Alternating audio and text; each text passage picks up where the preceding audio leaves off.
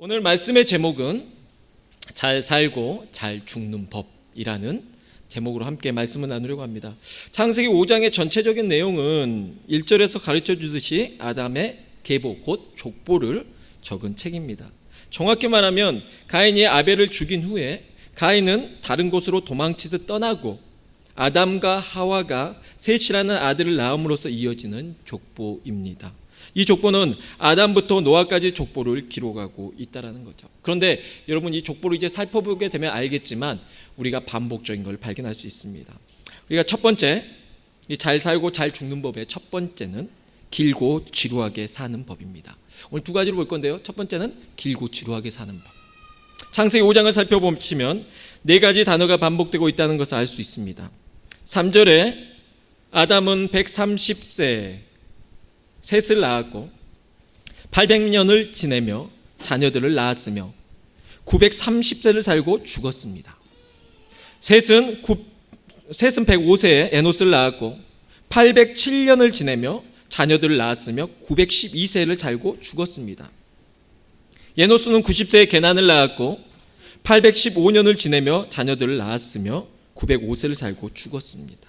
게난은 70세에 마할랄렐을 낳았고 840년을 지내며 자녀들을 낳았으며 910세를 살고 죽었습니다. 마할랄렐은 65세에 야렛을 낳았고 830년을 지내며 자녀를 낳았으며 895세를 살고 죽었습니다.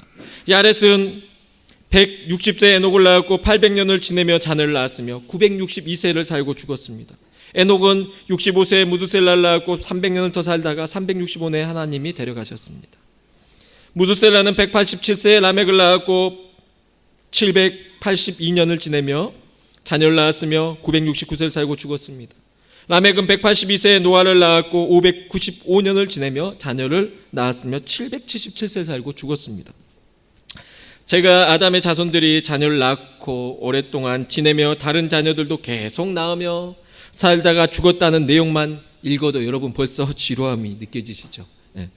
듣는 여러분은 정말 지겨우셨을 겁니다. 이들이 이렇게 살았다는 것만 들어도 지겨운데 900년 가까이 사는 것은 정말 얼마나 지루할까요? 여러분 생각만 해보세요. 900년 동안 여러분이 제 설교를 듣는다고 생각해 보세요. 이 설교를 계속 낳고 살고 죽었더라. 얼마나 지루하시겠어요? 얼마나 지루한 내용입니까? 반복되는 거죠. 여러분, 기네스북에 의하면 18세기의 발렌티나 바실리에바는 표도르 바실리에프라는 남자와 이렇게 결혼을 해서 1707년부터 1782년 동안 살았다고 합니다. 76년 동안 살면서 69명을 출산했고 쌍둥이 한 쌍은 유아기 때 죽었어요. 그래서 67명의 아이들은 성장하여 어른이 되었다고 합니다. 16번은 쌍둥이를 낳았고 7번은 새 쌍둥이를 낳았고 4번은 네 쌍둥이를 낳았습니다. 바실리에바는 약 40년간 아이를 낳았을 것이라고 합니다. 그러니까 추측하는 거죠. 이 정도 숫자를 낳으려면 적어도 40년 동안 애를 낳아야 됩니다. 바실리에바가 임신해서 배가 나왔던 기간을 대략 한 20년 동안은 배가 항상 나와 있었던 거예요. 그러니까 저 아줌마는 배가 항상 나와 있나 보다, 뚱뚱하다 이렇게 느껴질 정도로 항상 임신해 있었던 거죠. 그리고 네 명을 얼마나 크겠습니까? 특히 남편은 남편에게 능력이 있는 것 같습니다. 남편이 재혼을 했는데 재혼한 여자에게서 6번의 두 쌍둥이 그리고 2번의 세 쌍둥이를 낳았습니다. 그러니까 총 이제 근데 그 중에 3명이 죽었어요. 그래서 15명의 성인이 되었다고 합니다. 그러니까 남편이 총 82명의 자녀를 둔 것입니다. 2019년도 기사에 따르면 아프리카 우간다 여성 마리암 나바탄지는 39세까지 무려 44명의 자녀를 낳았습니다. 몇 명은 죽었고 현재는 38명이 마리암과 살고 있습니다. 마리암은 언제부터 낳았냐면 12살 때부터 결혼해서 1년 만에 첫 쌍둥이를 낳았습니다. 이후로 5쌍의 쌍둥이를 줄줄이 출산했고 세 쌍둥이 4쌍과 4쌍둥이 5쌍이 그 뒤를 이어서 태어난 것입니다. 마리암은 2년 반 전 마지막 임신을 했습니다. 그래도 이제 이제 6번째 쌍둥이가 있었는데 출산 중에 죽었다라고 말하는 거죠. 그래도 어찌됐든 이런저런 뭐 이유로 이렇게 했어도 사망하고 남은 자녀들 다 성인이 된 아이들이 38명의 자녀가 살아있다고 합니다. 다행인 것은 중간에 남편이 이제 막내 놔놓고 도망갔어요. 집을 떠나서 도망갔습니다. 만약 남편이 도망가지 않고 계속 더 살았더라면 기네스북에 도전할 수 있지 않았을까. 왜냐하면 낳았다 하면은 쌍둥이 아니면 셋쌍둥이, 넷쌍둥이니까. 남편도 이제 도망간 거죠. 그래서 그 집에서는 남편 이름을 부르는 것이 금기어였다고 합니다. 말하면 애들한테 엄마가 화가 나는 거죠. 그래서 그 애들을 엄마가 기른 겁니다. 이처럼 약 20년 동안 애들을 끊임없이 낳았다는 것만으로도 여성분들은 끔찍하다고 느껴지실 것이고 남성분들도 고개를 절레절레 흔들 것입니다. 그런데 위에서 말한 아담, 셋, 에노스, 게난, 마할랄렐, 야렛, 무드셀라, 라멕, 노아까지 이르도록 이들의 평균 수명이 900살이었고 아이를 낳고 또 지내다가 또 낳고 살다가 죽었더라 라는 내용이 무한 반복되고 있습니다. 그래서 대략 900살이면 우리가 애를 낳는 그 기간이 우리가 한 90세 산다 생각하고 잡았을 때 한 20년 정도는 그래도 애를 그 정도에서 낳을 수 있다, 20-30년 낳을 수 있다라고 생각한다면 900살 정도면은 적어도 애 낳을 수 있는 그 기간이 한 500년은 낳지 않았을까? 그럼 500년 동안 여러분 애를 낳았으면은 그냥 한 명씩만 꾸준히 낳아도 쌍둥이 필요 없이 그냥 한 명씩만 낳아도 기네스북 소유자 69명보다는 더 낫지 않겠습니까? 어마어마하게 인구 숫자가 막 증가하면서 어마어마하게 낳는 거죠. 그러니까 무슨 재미로 사냐면 정말 여러분 이 재미를 여러분 누려보시기 바랍니다. 애 낳는 재미. 이 재미로 사신 거예요. 애를 낳고 심심해 애 또 낳을까? 또 낳고 인생이 너무 지루한데 아직 내 나이가 200살밖에 안 돼서 지루해. 또 낳을까? 또 낳고 이렇게 계속 낳으면서 900살까지 끊임없이 낳은 거죠. 얼마나 지루하고 힘든 삶이었을까요? 성경의 첫째 아들들로 족보로 기록했으니 다행이죠. 만일 이들의 자녀들과 손자들의 이름을 모두 기록했다면 이건 성경책이 아니라 족보책이에요. 저는 성이 선씨입니다. 선씨는 여러분이 드물어요. 선씨의 유명한 사람이 누구 있냐 그러면은 한 분 계십니다. 그래도 선동열 야구 선수 그거 있어요. 없어요. 선씨 족보책을 언젠가 한번 가지고 왔는데 이렇게 두꺼운 것을 3박스를 돈 주고 당시에 아버님께서 비싼 돈을 주시고 굳이 안 사도 될 걸 그런 걸 사가지고 보지도 않고 펼쳐놓지도 않고 장롱에다 올려놨었는데 선씨 족보책도 이만해요. 그 흔하디 흔한 김씨, 이씨, 박씨 돌 던지면 맞을 분들 족보책이 얼마나 크겠습니까? 근데 성경책을 갖다가 그런 사람들 이름으로 적어놓는다면 이건 요약이 안 되죠. 그리고 얘들 낳는 것도 힘들지만 얘들을 키우는 일은 얼마나 더 힘든 일입니까? 그런데 성경이 애들을 낳는 것과 사는 것, 죽는 것을 위주로 기록한 것을 볼 때 어찌 보면 우리 사람들의 인생이 참 단조롭다라는 생각이 듭니다. 호랑이는 가죽을 남기고 사람은 이름을 남긴다면 결국 이름을 남기기 위해서는 우리는 뭘 해야 돼요? 그 이름을 누가 남겨주냐면 자손들이 남겨주거든요. 그러니까 결론은 이름을 남기기 위해서는 낳아야 돼요. 그래서 이름을 남겨야 됩니다. 그래서 900년 이상의 세월을 살던 사람들은 애들 낳고 지내면 그렇게 살다가 죽었습니다. 그리고 900년 살면서 남겨진 그들의 기록은 얘들을 낳은 것과 살다가 죽은 것이 고작입니다. 무드셀라라는 사람은 자그만치 969살을 살았습니다. 그래서 우리가 5주 가면 이렇게 오래 살려면 한번 9가 이렇게 있잖아요. 뒤집어지면 6이잖아요. 다시 이렇게 세면 9잖아요. 오래 살려면 이렇게 일어났다가 죽었다가 다시 살아야죠. 이 정도 살아야 969살을 산다. 이렇게 말할 정도로 대단히 오래 살았습니다. 그리고 무두살랴 다음에도 야렛이라는 사람도 962살을 살았고요. 근데 다 아담도 930대, 셋도 912세, 게난도 910세. 근데 단 하나 중간에 하나 낀 사람이 있는데 마할랄렐이라는 사람이 있습니다. 그 사람만 895세가 살았거든요. 그래서 우리가 소위 말하면 마가 끼어서 그렇다.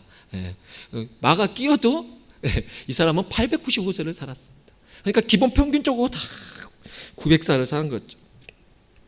그러나 중요한 것은 몇 년이나 몇십 년을 더 살았다고 할지라도 그들에 대한 기록은 낳고 살고 죽은 것입니다. 우리 사람이 이렇게 산다는 것이 나쁜 것이 아닙니다. 이렇게 낳고 사는 삶, 이 모든 것들이 하나님께서 사람들에게 주신 복이란 것입니다. 그러나 우리는 오늘 본문 속에서 더욱 복된 삶이 무엇인지 살펴보아야 됩니다. 두 번째는 그래서 짧고 굵게 사는 법입니다. 첫 번째가 길고 지루하게 사는 법이라면 두 번째는 짧고 굵게 사는 법입니다. 930세 아단, 912세 셋, 905세 에노스, 910세 게난, 895세 마할랄렐, 962세 야렛, 969세 무드셀라 사이에서 일곱 번째 사람으로 에녹의 생애가 조금 다르게 설명되고 있습니다. 오늘 본문 여러분 살펴보시면 오늘 본문 22절 24절 함께 보시겠습니다. 무드셀라를 낳은 후 300년을 하나님과 동행하며 자녀들을 낳았으며 그는 365세를 살았더라.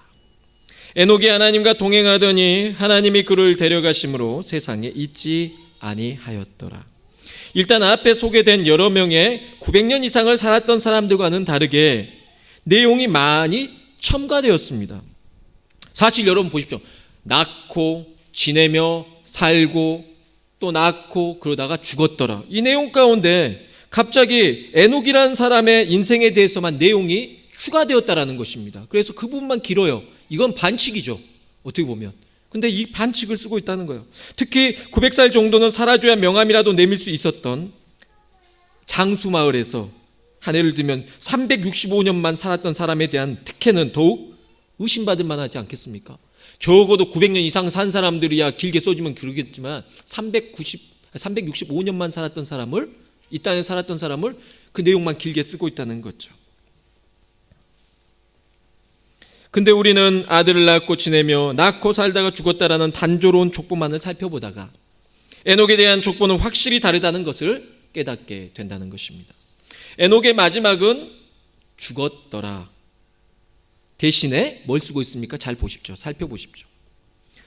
하나님이 그를 데려가심으로 세상에 있지 아니하더라라고 표현합니다.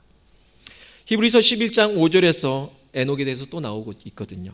믿음으로 에녹은 죽음을 보지 않고 옮겨졌으니 하나님이 그를 옮기심으로 다시 보이지 아니하였느니라.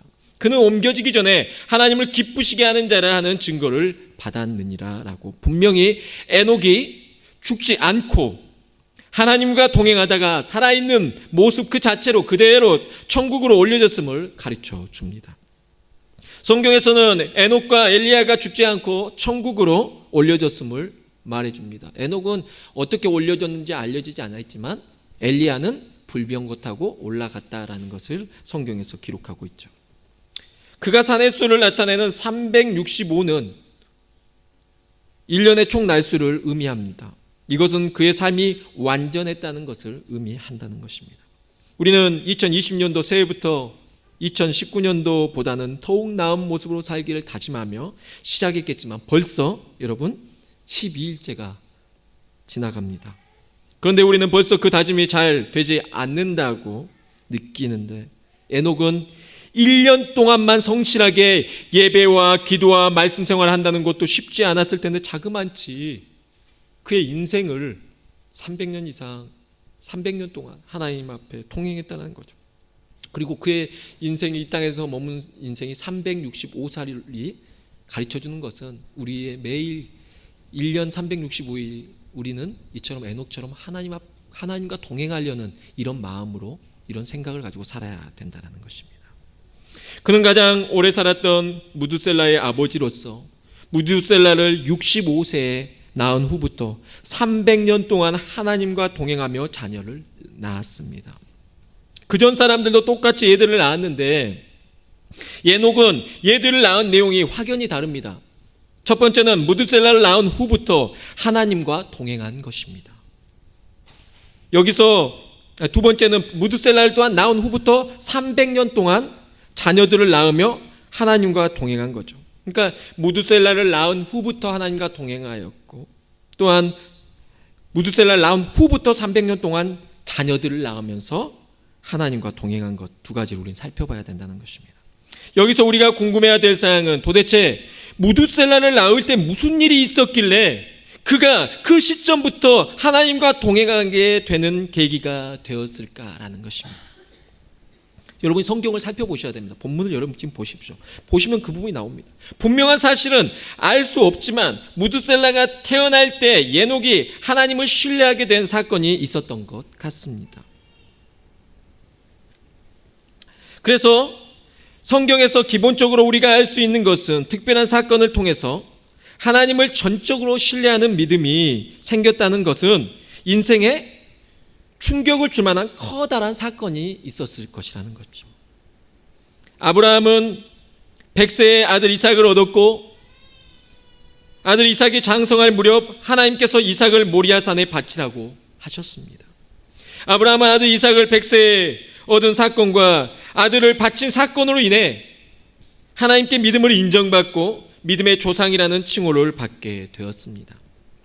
오늘 본문 32절에서는 노아가 얘들이 없다가 500세에 셈과 함과 야벳을 낳았다라고 말해주고 있습니다. 그가 결혼이 한 대략 499세에 한 것인지, 그래서 100세에 결혼했는데 400년 동안 얘가 없었는지는 우리가 알 수가 없습니다. 여러분, 노아 전에 아브라함이 100세에 애를 낳았다 해도 우리가 놀랄 일이지만 얼마나 인내심이 되나 믿음이 좋은가. 100세에 애를 낳는다는 그 믿음은 어떤 건가. 근데 자그마치 노아는 500살부터 애를 낳았다니까요. 500살 때 첫 애를 낳은 겁니다. 그때부터 이제 셈, 함, 야벳을 낳은 거죠. 다른 사람들은 더 많은 애들 낳았을 건데 이 3명 낳았어요. 이 3명. 자그마치 900년 넘게 산 사람이 고작 3명 낳았어요. 근데 중요한 거는 이 사람이 어느 시점, 그러니까 결혼을 늦게 해서 저처럼 결혼을 늦게 해가지고 애를 늦게 낳은 건지, 아니면은 결혼을 일찍 해가지고 또 100세에 결혼을 했는데 약 400년 동안 기다렸다 500년부터 애를 낳는지 500살부터 낳는지 그건 모르지만 중요한 거는 어찌됐든 여러분 결혼이 늦어진 것도 기다리는 거고 아니면은 결혼을 해서 애가 늦어지는 것도 기다리는 건데 어찌됐든 인내하는 믿음이 있지 않았겠냐는 것입니다. 우리가 그걸 살펴봐야 된다는 거죠. 그렇게 노아에게도 기다림과 시련의 시간이 있었다라는 것입니다. 그는 그 시련의 시간을 통해서 하나님을 절대적으로 신뢰하게 되어졌고 하나님께서는 뜬금없이 그에게 말씀하십니다. 육지에 배를 만들어라. 여러분, 비 내리지도 않는데 엄청난 큰 배를 만들면 그 당시에 미쳤다고 하지 않겠습니까? 지금 오늘날에도 여러분이 육지에 배를 크게 이 안에 여기에다가 이 지역에 큰 배를 정말 축구장만한 그 큰 배를 여기에다가 만들고 있다면 저 사람은 카페를 차리려나? 백카페를 차리려나? 이 생각할 건데 아니요. 곧 있으면 비가 내릴 겁니다. 다 잠길 거예요. 그다음 여러분 미쳤다 그럴 거예요. 노아의 시대 때 이런 어려움이 있었겠지만 그는 하나님 말씀하시니까 순종하면서 그 일을 행했다라는 거죠. 그 인내심과 그 믿음이 얼마나 대단했겠습니까? 절대적으로 그 시련의 시간을 통해서 하나님을 신뢰하게 되어졌을 것입니다. 그래서 노아는 창세기 6장 9절에서 이렇게 표현되고 있습니다. 노아는 의인이요 당대의 완전한 자라. 그는 하나님과 동행하였다라고 기록하고 있습니다. 당대의 완전한 사람, 의인, 하나님 앞에 인정받는 사람이었죠. 그는 그 완전함이 왜 완전할 수밖에 없었냐면 하나님과 동행하였다라는 게 다 말해주고 있습니다. 이처럼 에녹이 무드셀라가 태어난 시점부터 하나님과 동행하기 시작했다는 것은 분명 무드셀라가 태어날 때 하나님께 간절히 매달리거나 하나님께 부르짖으며 찾는 사건을 통해서 하나님과 인격적으로 만나는 시간이 있었을 것이라고 저는 생각합니다. 그렇기 때문에 그런 뭔가 사건이 있었기 때문에 그가 65살을 살다가 그때까지는 하나님과 동행하였다는 게 없는데 그 아들을 낳는 시점부터 300년 동안 하나님과 동행한 사건이 생겼기 때문에 그 시점, 무드셀라가 태어나는 그 시점에 무슨 사건이 분명히 있었다라고 보여진다는 것이죠. 우리 주변에도 자녀들의 문제로 간절하게 기도했던 사람들이 있을 것입니다. 또한 이 순간에도 여러 가지 일로서 간절히 하나님께 매달릴 수밖에 없는 상황에 놓인 사람들도 있을 수 있습니다.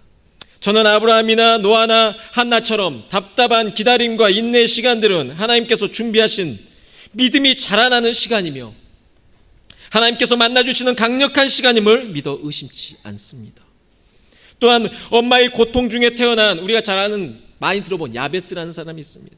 내가 엄마 뱃속에서 고통 중에 태어났지만 나를 구원하신 하나님이 나를 지키시고 뭐 이런 찬양도 있지 않습니까? 그래서 하나님이여 그가 기도했습니다.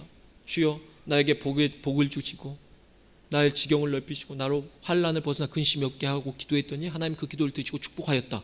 쭉 다른 사람의 이름이 나오다가 야베스라는 사람의 이름이 거기에 딱 포함되어 있는데 야베스만 이렇게 길게 나온 것처럼 오늘 낳고 살다가 지내며 애를 또 낳고 죽었더라 하는 이런 반복되는 문구 가운데 에녹이라는 사람이 이처럼 무두셀라를 낳고 그 무두셀라를 낳은 시점부터 300년 동안 하나님과 동행하더니 그가 죽지 않고 그대로 하나님이 데려가심으로 이 땅에 보이지 않았더라. 이 내용이 포함되어 있다는 것은 분명히 우리가 주목해 보아야 될 사건이라는 것입니다. 우리가 야베스나 무두셀라를 얻기 위한 고통의 시간 속에서 하나님을 인격적으로 만나게 된다는 것이 얼마나 축복인지 깨달아야 한다라고 생각합니다. 에녹에게 무두셀라를 얻게 된 그 기쁨은 이루 표현할 수 없는 하나님께 대한 응답이었을 것 같습니다. 에녹의 하나님을 향한 간구는 무두셀라를 낳은 시점부터 지속적으로 이루어집니다. 성경은 사람이 하나님과 동행했다는 것은 다름 아닌 하나님의 뜻을 구하며 지속적으로 기도하는 삶을 살았다는 것을 의미하기도 한다는 것입니다. 아무래도 무두셀라가 태어날 당시에도 위급했겠지만 무두셀라를 위해서 여러분 그때만 얘가 정말 너무 아프게 태어나고 힘들게 태어났으면 그때만 기도하고 딱 끝나는 게 아니라 그 아이가 자랄 때까지 죽을 때까지 그 내가 살아있는 동안에 그 아이를 위해서 계속 기도하지 않겠습니까?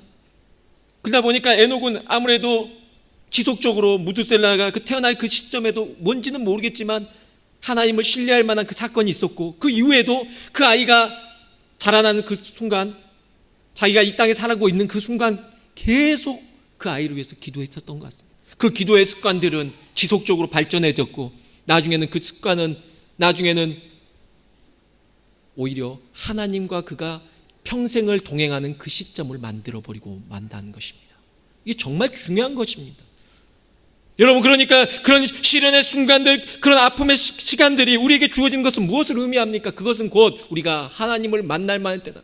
성경이 이렇게 말합니다. 너희가 하나님을 만날 만한 때 찾으라. 지금이 하나님을 만날 만한 때다라고 가르쳐 줍니다. 지금이 무슨 때입니까?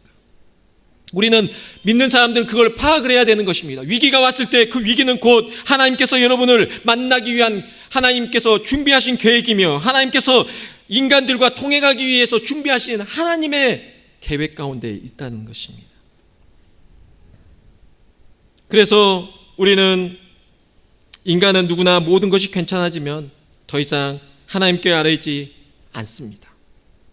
그러나 이 에녹은 지속적으로 계속 기도했던 것 같습니다.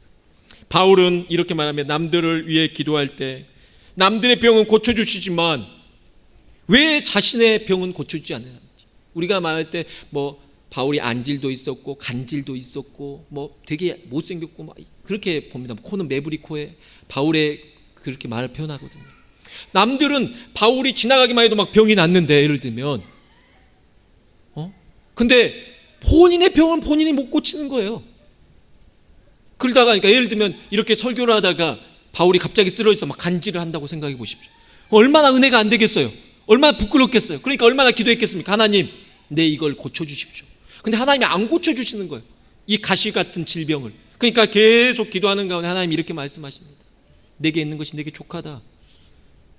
오히려 네가 그 가시가 있음으로 인해서 겸손케 되어서 네가 사역을 계속 감당하지. 네가 너무 막 뛰어나고 잘나고 그랬으면 교만해서 나를 찬양하고 나의 사역을 하는 게 아니라 너 자신을 알리는 사역을 했을 거라는 거죠. 하나님께서 바울에게 그런 시련과 가시를 주시는 것은 하나님의 계획이 있었다라는 것입니다. 에녹도 이처럼 무두셀라를 위해서 지속적으로 기도하면서 하나님을 향한 절대적인 믿음, 곧 하나님과 늘 동행하는 믿음을 갖게 되었을 것이라고 생각되어집니다. 여러분 어떠한 계기가 됐든 여러분이 깨달아야 할 것은 하나님께서는 여러분 가족이나 부모님 또는 친한 친구를 통해서 여러분이 믿음을 갖도록 훈련시키시며 그 기회를 통해 하나님께서는 여러분과 더욱 친밀하게 만나기를 바라신다는 사실을 잊지 마시기 바랍니다. 여러분이 에녹처럼 자녀 때문에 하나님과 동행하게 될지 부모님 때문에 하나님과 동행하게 될지, 남편 때문에, 자녀 때문에 하나님과 동행하게 될지, 형제 때문에 혹은 자매 때문에, 친구들 때문에 하나님을 만나게 될는지 저는 모릅니다. 그러나 중요한 것은 에녹은 그 기회를 통해 하나님을 만나게 되었고 300년 동안 하나님과 동행하게 되었다는 것입니다. 무드셀라는 아버지 에녹의 기도를 통해 잘 자란 것 같습니다. 왜냐고요? 에녹의 이름으로 만일 제가 이행시를 짓는다면 하면은 애간장이 녹았다. 전 정말 그렇게 생각했어요. 얼마나 에녹은 애간장이 녹았을까? 무드셀라를 위해서 그래서 얼마나 이렇게 기도하면서 지냈을까? 그래서 기도의 사람이 되었을 것이고, 무드셀라는 아버지의 기도를 통해서 더욱 건강하게 자란 것 같습니다. 무드셀라는 자그마치 얼마를 살았습니까? 969살을 살았습니다. 가장 성경에서 오래 산 사람입니다. 우리나라 말이 있어요. 골골골 하면서 죽을 사람이 안 죽고 오래 산다는 그런 말이 있어요. 죽을 것 같은데, 곧 죽을 것 같은데 보면은 나중에 그 사람만 살아있고 막 힘자랑했던 사람들은 다 떠나고, 그래서 골골골 했던 사람들이 나중에 그 친구들의 장례식에 가가지고 부조할 수밖에 없는, 오히려 뭡니까? 몸이 약하니까 더 자기 건강을 더 신경 쓰게 되는 거죠. 무드셀라가 약하니까 계속 아버지도 계속 기도해줬고, 무드셀라 자신도 아버지를 따라서 계속 기도하며 신앙으로서 자라났을 것입니다. 그 결과 그는 어떻게 살았습니까? 969살을 살았습니다. 그가 969살 살았더라. 이게 가르쳐준 게 뭐가 있냐? 성경은 뭐라고 말하냐면 네 부모를 공경하라. 그러면 하나님께서 너에게 준 이 땅에서의 그 삶이, 인생이 장수할 것이다 라고 말해줍니다. 그가 장수했지 않습니까? 그 누구보다도 제일 오래 산 장수한 사람이 됐지 않습니까? 그게 무엇을 말해줍니까? 그는 분명히 효도하는 사람이었지 않겠습니까? 부모에게 정말 이 세상에서 가장 효도를 많이 한 사람이었지 않겠습니까? 그렇다면 아버지가 하나님을 너무 좋아해요. 하나님과 동행하는 것이 이 사람의 목적이에요. 이 사람은 정말 하나님과 동행하면서 300년을 산 사람이었어요. 근데 이 무드셀라가 아버지한테 순종적이고 효도하는 아들이었다면 그는 또 어떻게 지냈겠는지 우리가 생각하지 않겠습니까? 그도 분명히 아버지를 따라서 신앙생활 했을 것이며 하나님 앞에 더 기도했을 것이며, 그렇기 때문에 오래 살지 않았을까요? 그냥 오래 산 것은 아닐 거라고 생각되어집니다. 결론입니다. 사랑하는 성도 여러분, 오래 살았던 사람들 사이에 책갈피처럼 끼어든 에녹을 어떻게 보셨습니까? 에녹과 함께 이브리서 11장에서는 수많은 믿음의 사람들이 소개되어집니다. 그러나 그들의 공통점은 모두 길었던 인내의 시간, 고통의 시간, 견디기 힘든 답답한 순간들이 있었다라는 것입니다. 야고보서 1장 3절로 4절 말씀엔 이렇게 말합니다. 이는 너희 믿음의 시련이 인내를 만들어내는 줄 너희가 알미라. 인내를 온전히 이루라. 이는 너희로 온전하고 구비하여 조금도 부족함이 없게 하려 함이라. 야고보서 또 5장 11절에 이렇게 말합니다. 보라, 인내하는 자를 우리가 복되다 하나니 너희가 욥의 인내를 들었고 주께서 주신 결말을 보았거니와 주는 가장 자비하시고 긍휼히 여기시는 이시니라. 하나님을 믿는다는 것의 출발은 하나님을 인격적으로 만나는 것입니다. 타락해버린 사람이 하나님을 만난다는 것은 오직 자신을 부인하는 믿음의 실현이 필요하다는 것입니다. 사람은 갑자기 바뀌지 않습니다. 그렇게 쉽게 변하지 않아요. 그것은 그 순간에 고통스러울지 모르나 그것은 하나님께서 우리 사람들을 만나기 위한 방법이라는 것입니다. 하나님은 우리 인간들을 만나기 위해서 독생자 예수 그리스도를 십자가에 달려 죽게 하시는, 어느 것과도 비교할 수 없는 상처와 아픔을 통해서 우리 죄인들에게 다가오셨습니다. 참기 힘든 일이 있으십니까? 답답한 일이 있으십니까? 언제까지 기다려야 하는지 인내의 시간이 견디기 힘드십니까? 상처와 아픔으로 고통스러우십니까? 어디에서 악이라도 쓰고 싶으십니까? 그 시간이 바로 여러분이 하나님을 만나야 될 시간입니다. 그 시간임을 잊지 마시길 바랍니다. 그 시간이야말로 여러분이 그냥 버려두고 여러분 힘드니까 그냥 나 누워서 그냥 머리 아프다 누워 있을 시간이 아니라 그 시간이야말로 여러분이 하나님을 만날 시간이라는 것입니다. 에녹이 65세 되던 해에 하나님을 만나서 300년 동안 하나님과 동행하게 되었듯이 여러분에게 일어난 사건, 일어나고 있는 사건, 일어날 사건이 무엇일지는 저는 모릅니다. 그러나 그 일을 통하여 더욱 하나님을 신뢰하게 되어지며 하나님과 통행하는 믿음으로 성장하게 되는 계기가 되어지시기를 주 예수님의 이름으로 축복합니다. 기도합니다.